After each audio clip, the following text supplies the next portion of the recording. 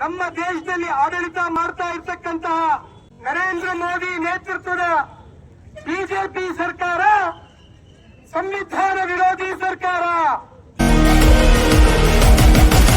ಸ್ವಾತಂತ್ರ್ಯ ಸಂಗ್ರಾಮದಲ್ಲಿ ಬ್ರಿಟಿಷರ ವಿರುದ್ಧ ಟಿಪ್ಪು ಸುಲ್ತಾನ್ ಆದಿಯಾಗಿ ಲಕ್ಷಾಂತರ ಮುಸಲ್ಮಾನರು ಎದೆ ಬಂದೂಕಿನ ಗುಂಡಿಗೆ ಎದೆ ಕೊಟ್ಟು ಈ ದೇಶಕ್ಕೆ ಸ್ವಾತಂತ್ರ್ಯ ತಂದಿದ್ದಾರೆ ಅಂತ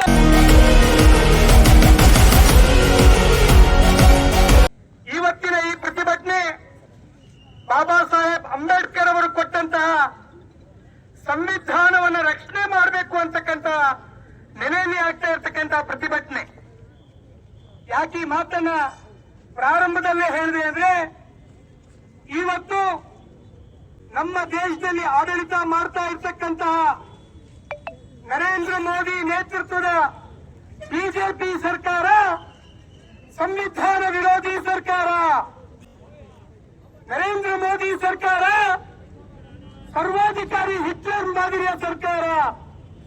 ಈ ಸರ್ಕಾರಕ್ಕೆ ಭಾರತ ದೇಶದ ಜನ, ಭಾರತ ದೇಶದ ಏನು ಅಸ್ಮಿತೆ ಇದೆ, ಭಾರತ ದೇಶದ ಸಂವಿಧಾನದ ತತ್ವಾದರ್ಶಗಳಿದ್ದಾವೆ, ಅದನ್ನ ಉಳಿಸಕ್ಕೆ ಅವರು ಗಮನ ಕೊಡ್ತಾ ಇಲ್ಲ.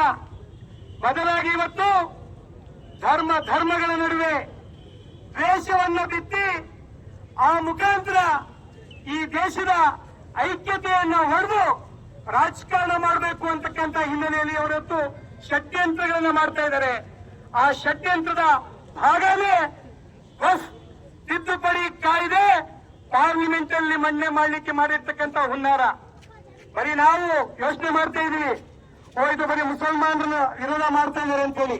ತಪ್ಪು ತಿಳ್ಕೊಂಬೇಡಿ, ಮುಸಲ್ಮಾನ್ ಬಂದವರೇ ಹೆದರೋ ಅವಶ್ಯಕತೆ ಇಲ್ಲ. ಮುಸಲ್ಮಾನರು ಯಾವತ್ತೂ ಹೆದರಿಲ್ಲ. ಈ ದೇಶ ಕಳೆದವರು ಮುಸಲ್ಮಾನರು, ಭಾರತ ದೇಶ ಕಳೆದವರು ಮುಸಲ್ಮಾನರು.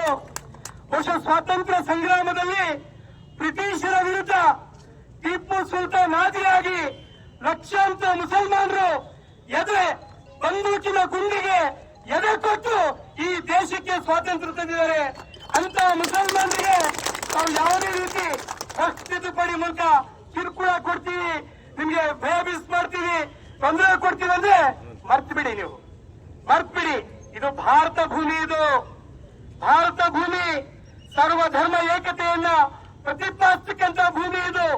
ಇಲ್ಲಿ ನಾವು ಹಿಂದೂ ಮುಸಲ್ಮಾನರು ಅಣ್ಣ ತಮ್ಮದಂತೆ ಬದುಕಿದೀವಿ. ವಕ್ಫ್ ಬಿಲ್ ಮುಖಾಂತರ ಗೊತ್ತಾಗ್ತಾ ಇದೆ ಇದರ ಷಡ್ಯಂತ್ರ ಏನು ಅಂತೇಳಿ. ಇದರ ಷಡ್ಯಂತ್ರ ಇಷ್ಟೇ, ಭಾರತ ದೇಶದಲ್ಲಿ ಹೆಚ್ಚು ಆಸ್ತಿ ಇರತಕ್ಕಂಥದ್ದು ಭಾರತ ದೇಶದ ಕೇಂದ್ರ ಸರ್ಕಾರದ ಮಿಲಿಟರಿಗೆ, ಎರಡನೇ ಹೆಚ್ಚು ಆಸ್ತಿ ಇರತಕ್ಕಂಥದ್ದು ಈ ದೇಶದ ಹೆಮ್ಮೆಯ ರೈಲ್ವೆಗೆ.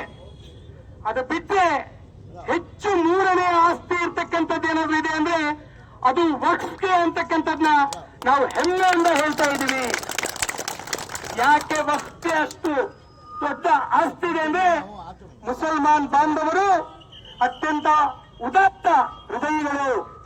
ದಾನ ಧರ್ಮದಲ್ಲಿ ಈ ವಕ್ಫ್ಗೆ ಬಹಳಷ್ಟು ಜನ ದಾನ ಮಾಡೋ ಮುಖಾಂತರ ಲಕ್ಷಾಂತರ ಎಕರೆ ಆಸ್ತಿ ಸಂಪತ್ತನ್ನ ಇವತ್ತು ಕೊಟ್ಟು ಹೋಗಿದ್ದಾರೆ. ಇದ್ರ ಮೇಲೆ ಬಿಜೆಪಿ ಸರ್ಕಾರಕ್ಕೆ ಕಣ್ಣು ಬಿದ್ದಿದೆ. ಏನಾದ್ರೂ ಮಾಡಿ, ಯಾಕಂದ್ರೆ ಬಿಜೆಪಿಯವರು ಮಾರಾಟ ಮಾಡೋ ಜನ. ಈ ದೇಶದ ಸಂಪತ್ತನ್ನ ಖಾಸಗಿ ಬಂಡವಾಳಶಾಹಿಗಳಿಗೆ, ವಿದೇಶಿ ಕಾರ್ಪೊರೇಟ್ಗಳಿಗೆ ಮಾರಾಟ ಮಾಡ್ಲಿಕ್ಕೆ ಹೋಗ್ತಾ ಇದ್ದಾರೆ. ಅದಕ್ಕಾಗಿ ಈ ಲಕ್ಷಾಂತರ ಆಸ್ತಿ ಇದೆಯಲ್ಲ, ಅದ್ರ ಮೇಲೆ ಕಣ್ಣು ಬಿದ್ದು ಈ ಮಸೂದೆಯನ್ನ ತರ್ತಾ ಇದ್ದಾರೆ. ಆದ್ರೆ ನಾವಿವತ್ತು ಸ್ಪಷ್ಟವಾಗಿ ಹೇಳ್ತಾ ಇದೀವಿ, ವಕ್ಫ್ ಅಂದ್ರೆ ಈ ಬರೀ ಮುಸಲ್ಮಾನರ ಸ್ವತ್ತಲ್ಲ, ಅದು ಭಾರತ ದೇಶದ ಸ್ವತ್ತದು. ಮುಸಲ್ಮಾನರ ಸ್ವತ್ತು ಮಾತ್ರ ಅಲ್ಲ, ಭಾರತ ದೇಶದ ಸ್ವತ್ತು. 1 ಇಂಚು ಭೂಮಿಯೂ ಕೂಡ ವಕ್ಫ್ನಿಂದ ಯಾರೂ ಕೂಡ ಕಿತ್ಕೊಳ್ಳಿಕ್ ಆಗಲ್ಲ ಆಗಲ್ಲ ಆಗಲ್ಲ ಅಂತ ಹೇಳಿಕೆ ಬಂದಿದ್ದೀವಿ. ಒಂದು ವೇಳೆ ತಮಗೆಲ್ಲ ಸ್ಪಷ್ಟವಾಗಿ ಗೊತ್ತಿರಬೇಕು, ಈ ಮಸೂದೆ ಜಾರಿ ಮಾಡಬೇಕಾದ್ರೆ ಬಹಳ ದೊಡ್ಡ ನಾಟಕ ನಡೀತು. ನಾವು ಇವತ್ತು ಮಸೂದೆ ತಂದ್ಬಿಡ್ತೀವಿ, ತಂದ ತಕ್ಷಣ ಇವತ್ತು ಅವರ ಆಲೋಚನೆ ಏನಿತ್ತು, ಇವತ್ತು ಮುಸಲ್ಮಾನ್ ಬಾಂಧವರು ಅವರ ಸಾಂಸ್ಕೃತಿಕ ಹಿರಿಮೆ ಗರಿಮೆಯನ್ನ ಕೊಡ್ತಕ್ಕಂತ ಬಹಳಷ್ಟು ಅವಶೇಷಗಳಿದ್ದಾವೆ. ದೆಹಲಿಯಿಂದ ಈ ಚಿಕ್ಕಮಗಳೂರು ಬಂದರೂ ಕೂಡ ದೊಡ್ಡ ದೊಡ್ಡ ಕಟ್ಟಡಗಳು,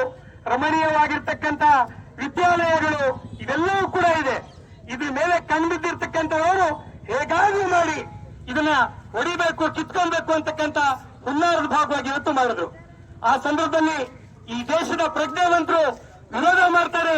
ಯಾವುದೇ ಕಾರಣಕ್ಕೂ ವಕ್ಫ್ ಕಾಯ್ದೆಗೆ ತಿದ್ದುಪಡಿ ತರಬಾರದು ಅಂತೇಳಿ. ಆದ್ರೆ ದೇಶದ ಒತ್ತಡಕ್ಕೆ ಸರ್ಕಾರ ಮಣಿಲೇಬೇಕಾಯ್ತು. ದೇಶದ ಒತ್ತಡಕ್ಕೆ ಸರ್ಕಾರ ಮಣಿಬೇಕು ಕೂಡ ಕೊಟ್ಟು ಜಾಯಿಂಟ್ ಪಾರ್ಲಿಮೆಂಟರಿ ಕಮಿಟಿ ಅದನ್ನ ವಿಮರ್ಶೆ ಮಾಡಿ ಅಂತ ಹೇಳಿದ್ರು.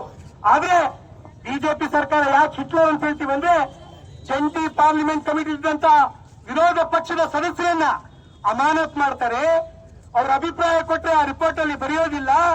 ಅವರಿಗೆ ಅವಮಾನ ಮಾಡಿ ಹೊರಗಾಗ್ತಕ್ಕಂತ ಒಂದು ಕೆಟ್ಟ ವರ್ತನೆ ಆ ತಿದ್ದುಪಡಿ ಏನು ಕಾಯ್ದೆಗೆ ಅಧ್ಯಕ್ಷರಾದಂತವರು ಅವಂತ ವರ್ತನೆಯನ್ನ ಮಾಡ್ತಾರೆ. ಅವತ್ತು ಈ ಭಾರತ ದೇಶದ ಬಿಜೆಪಿ ಹೊರತುಪಡಿಸಿದಂತಹ ಇಡೀ ದೇಶದ ರಾಜಕೀಯ ಪಕ್ಷಗಳು ವಿರೋಧ ಮಾಡ್ತಾರೆ. ಆದ್ರೆ ಇವತ್ತು ಇನ್ನೊಂದು ವಿಶೇಷ ಇದೆ. ನಾವು ಈ ನೆಲದಲ್ಲಿದ್ದು ಕರ್ನಾಟಕ ರಾಜ್ಯ ಸರ್ಕಾರಕ್ಕೂ ಕೂಡ ಅಭಿನಂದನೆ ಸಲ್ಲಿಸಬೇಕಾಗಿದೆ ಇವತ್ತು. ಯಾಕಂದ್ರೆ ಅಸೆಂಬ್ಲಿಯಲ್ಲಿ ಬಿಲ್ ಅನ್ನ ಜಾರಿ ಮಾಡಬಾರದು ಅಂತಕ್ಕಂತ ನಿರ್ಣಯ ಕೈಗೊಂಡು ಸಿದ್ದರಾಮಯ್ಯನವರು ಆ ಬಿಲ್ಲಿಗೆ ಇವತ್ತು ವಿರೋಧವನ್ನು ವ್ಯಕ್ತಪಡಿಸಿದ್ದಾರೆ. ಆ ಕಾರಣಕ್ಕೆ ನಾವು ಇವತ್ತು ಯಾವುದೇ ಕಾರಣಕ್ಕೂ ಕೂಡ ಕಳೆದ ಒಂದು ವಾರದಿಂದ ಜಂತರ್ ಮಂತರ್ ಆದಿಯಾಗಿ ಇಡೀ ದೇಶದ ಉದ್ದಗಲಕ್ಕೂ ಕೂಡ ಇವತ್ತು ಹೋರಾಟ ನಡೀತಾ ಇದೆ. ಮತ್ತೊಂದು ವಿಚಾರ ಇಲ್ಲಿ ಮಾತನ್ನು ಮುಗಿಸ್ತಾ ಇದ್ದೀನಿ. ವಕ್ಫ್ಗಂದ್ರೆ ಇದೆಲ್ಲ ಸಾಬ್ರು ಏನೋ ಮಾಡ್ತಿದ್ದಾರೆ ಅಂತಕ್ಕಂಥದ್ದಲ್ಲ. ಇವತ್ತು ಮುಸಲ್ಮಾನರಿಗೆ ದಾನ ಧರ್ಮ ಕೊಡ್ತಕ್ಕಂತ ದತ್ತಿ ಸಂಸ್ಥೆ ಅದು ವಕ್ಫ್ ಅಂದ್ರೆ.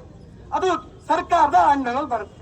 ಹಾಗೆ ಹಿಂದೂಗಳಲ್ಲೂ ಕೂಡ ದೇವಸ್ಥಾನಗಳನ್ನ ಕಟ್ಟಲಿಕ್ಕೆ, ಮಂದಿರಗಳನ್ನ ಕಟ್ಟಲಿಕ್ಕೆ ಸಾಕಷ್ಟು ಜನ ದಾನ ಕೊಡ್ತಾರೆ. ಅಲ್ಲೂ ಕೂಡ ಹಿಂದೂ ಧಾರ್ಮಿಕ ದತ್ತಿ ಸಂಸ್ಥೆಗಳಿದ್ದಾವೆ. ಸೊ ಆ ಹಿಂದೂ ಧಾರ್ಮಿಕ ಸಂಸ್ಥೆಗಳಲ್ಲಿ ಅವ್ರದೇ ಆಗಿರ್ತಕ್ಕಂಥ ಪರಂಪರೆಯ ಭಾಗವಾಗಿ ಅವರು ಯಾರಿಗೆ ಬೇಕು ಅರ್ಚಕರು, ಅಲ್ಲಿರ್ತಕ್ಕಂಥ ಯಾರು ಪ್ರಾಜ್ಞಿದ್ದಾರೆ ಅವ್ರನ್ನ ಆಯ್ಕೆ ಮಾಡ್ಕೊಳ್ತಾರೆ. ಅಲ್ಲಿ ಯಾರಿಗೂ ಕೂಡ ಅನ್ಯ ಧರ್ಮಕ್ಕೆ ಅವಕಾಶ ಇರಲ್ಲ. ಆದ್ರೆ ವಕ್ಫಲ್ಲಿ ನೀವು ಕಮಿಟಿ ಮಾಡಬೇಕಾದ್ರೆ ಇತರೆ ಧರ್ಮದವರು ಸೇರಿಸ್ಕೊಳ್ಳಿ ಅಂತಕ್ಕಂಥದ್ದಿದೆಯಲ್ಲ, ಇದು ದೊಡ್ಡ ಷಡ್ಯಂತ್ರ. ಇದೇ ದೊಡ್ಡ ಷಡ್ಯಂತ್ರ. ಏನಾದ್ರು ಮಾಡಿ ಈ ಮುಸಲ್ಮಾನರ ನೀತಿಗಳನ್ನ ಬಡಿಬೇಕು ಅಂತಕ್ಕಂಥ ಹಿನ್ನೆಲೆಯಲ್ಲಿ ಮಾಡ್ತಾ ಇರ್ತಕ್ಕಂಥ ದೊಡ್ಡ ಹುನ್ನಾರ ಇದು. ಸೊ ಈ ಕಾರಣಕ್ಕೆ ಒಂದು ನಾವು ವಿರೋಧ ಮಾಡ್ತಾ ಇವತ್ತು ಈ ತರಬೇಕಾದ ಬರೀ ವಕ್ಫ್ ಬೋರ್ಡಿನ ಮಾತ್ರ ಇಲ್ಲ, ಈ ದೇಶದಲ್ಲಿ ಸಂವಿಧಾನ ಬದಲಾವಣೆ ಮಾಡಬೇಕು, ಏಕ ಚುನಾವಣೆ ತಂದು ಇಲ್ಲಿ ಪ್ರಜಾತಂತ್ರ ವ್ಯವಸ್ಥೆಯನ್ನ ಸಂಪೂರ್ಣವಾಗಿ ಅದನ್ನೇ ಇವತ್ತು ಹಿಟ್ಲರ್ ರಾಜ್ಯ ಮಾಡಬೇಕು ಅಂತಕ್ಕಂಥ ಹಲವಾರು ಹುನ್ನಾರ ಇದೆ. ಆ ಹಿನ್ನೆಲೆಯಲ್ಲಿ ಒಂದಕ್ಕೊಂದು ಪೂರಕವಾಗಿ ಈ ವಕ್ಫ್ ಪ್ರತಿಭಟನೆ ಮಾಡಿದ್ರೆ ಗೊತ್ತಲ್ಲ, ಸಿಎಎ ಎನ್ಆರ್ಸಿ ಆದಾಗ ಏನೇನು ಅವಾಂತರಗಳಾಯ್ತು ಅಂತೇಳಿ. ಇವತ್ತು ಕೂಡ 3 ಕ್ರಿಮಿನಲ್ ಕಾನೂನುಗಳನ್ನು ಕೂಡ ಇವತ್ತು ಜಾರಿಗೆ ತಂದಿದ್ದಾರೆ. ರೈತರು ಹೋರಾಟ ಮಾಡಿದ್ರೆ ಅವರನ್ನ ಇವತ್ತು ಹತ್ತಿಕ್ಕಿ ಜೈಲಿಗೆ ಕಳಿಸ್ತಕ್ಕಂಥ ಕೆಲಸ ಮಾಡ್ತಾರೆ. ಎಲ್ಲ ಬಹಳ ಪ್ರಜ್ಞಾಪೂರ್ವಕವಾಗಿ ಮಾಡ್ತಿದ್ದಾರೆ. ಆದ್ರೆ ಈ ದೇಶದ ಜನ ನಾ ಹೇಳಿದಾಗೆ ಬ್ರಿಟಿಷರನ್ನೇ ಹೊಡೆದೋಡಿಸಿದೀವಪ್ಪ, ಅವ್ರ ನೀತಿಗಳನ್ನೇ ಇದು ಮಾಡಿದ್ವಿ. ಆದ್ರೆ ನಾವಿಲ್ಲಿ ಸ್ವತಂತ್ರವಾಗಿ ಬದುಕೋಕೆ ಧೈರ್ಯವಾಗಿ ಬದುಕ್ತೀವಿ. ಯಾವುದೇ ಕಾರಣಕ್ಕೂ ಪಾರ್ಲಿಮೆಂಟ್ ಅಲ್ಲಿ ಆ ಬಿಲ್ ಅನ್ನು ಜಾರಿ ಮಾಡದಂಗೆ ನಾವು ಜನಾಭಿಪ್ರಾಯವನ್ನು ರೂಪಿಸ್ತೀವಿ. ಪ್ರಜಾತಂತ್ರ ವ್ಯವಸ್ಥೆಯಲ್ಲಿ ಬೀದಿಯನ್ನು ಹೋರಾಟ ಮಾಡ್ತೀವಿ. ನಮ್ಮ ಯಾರು ಪ್ರಗತಿಪರ ಇಟ್ಕೊಂಡು ಪಾರ್ಲಿಮೆಂಟ್ ಒಳಗೂ ಕೂಡ ಹೋರಾಟ ಮಾಡ್ತೀವಿ. ನಮ್ಮ ಧ್ವನಿ ಆ ಒಂದು ಕರಾಳ ಮಸೂದೆಯ ವಿರುದ್ಧ ಇದೆ, ಕರಾಳ ವಕ್ಫ್ ತಿದ್ದುಪಡಿ ಕಾಯ್ದೆಯ ವಿರುದ್ಧ. ಅದಕ್ಕೆ ನಾವು ಧಿಕ್ಕಾರ ಹಾಕೋಣ. ವಕ್ಫ್ ತಿದ್ದುಪಡಿ ಮಸೂದೆ ವಾಪಸ್ಸಾಗಲಿ, ವಾಪಸ್ಸಾಗಲಿ, ವಾಪಸ್ಸಾಗಲಿ. ವಕ್ಫ್ ತಿದ್ದುಪಡಿ ಮಸೂದೆಗೆ ಹೇಳಿ ಧಿಕ್ಕಾರ, ಧಿಕ್ಕಾರ, ಧಿಕ್ಕಾರ. ವಕ್ಫ್ ತಿದ್ದುಪಡಿ ಮಸೂದೆಗೆ ಹೇಳಿ ಧಿಕ್ಕಾರ, ಧಿಕ್ಕಾರ, ಧಿಕ್ಕಾರ. ಮುಸ್ಲಿಮರೆಂದು ಜಾತಿವಾದ ಮಾಡೋದಿಲ್ಲ, ಇಲ್ಲ, ಮಾಡೋದಿಲ್ಲ. ಧರ್ಮ ನಿರಪೇಕ್ಷತೆಯನ್ನು ಎತ್ತಿ ಹಿಡಿಯುತ್ತೇವೆ, ಹಿಡಿಯುತ್ತೇವೆ, ಸಂವಿಧಾನವನ್ನು ಉಳಿಸುತ್ತೇವೆ, ಉಳಿಸುತ್ತೇವೆ, ಉಳಿಸುತ್ತೇವೆ.